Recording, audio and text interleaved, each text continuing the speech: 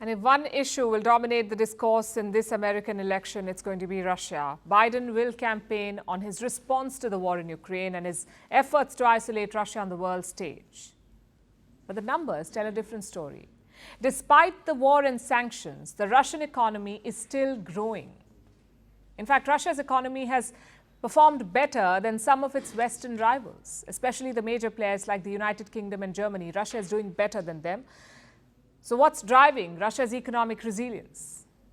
And why is the West lagging behind a sanctions hit Russia? Our next report explores.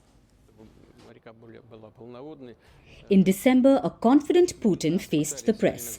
This was his first press conference since his forces invaded Ukraine. The Russian president was asked about the economy, and he shared a prediction. The most important indicator of economic growth is the growth of gross domestic product. By the end of the year, it is expected to be 3.5%. That's a good indicator. It means we have bounced back from last year's decline. The latest economic numbers are out. Last year, Russia's economy expanded by 3.6%.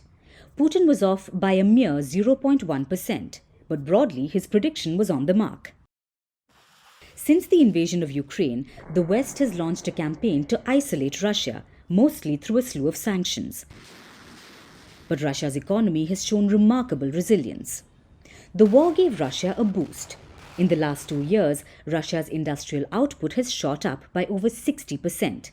This has bumped up the growth numbers. The IMF is taking note. The agency has issued a new assessment. It raises Russia's growth outlook. The IMF thinks if Russia can maintain the momentum, its GDP will rise by 2.6%. That number surpasses Russia's own predictions.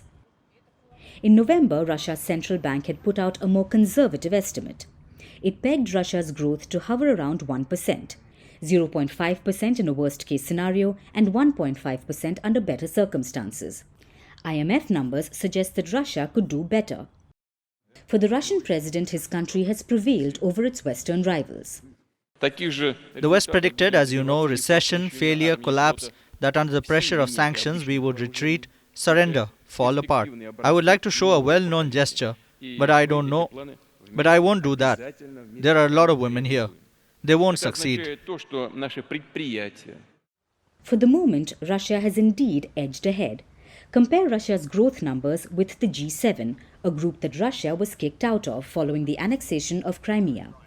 Surprisingly, Russia outperforms every single G7 member. Russia's arch-rival, the United States, is growing at less than 3%. Japan and Canada's economies are expanding at less than 2%. France, Italy and the UK, less than 1%. Germany is right at the bottom and in negative territory.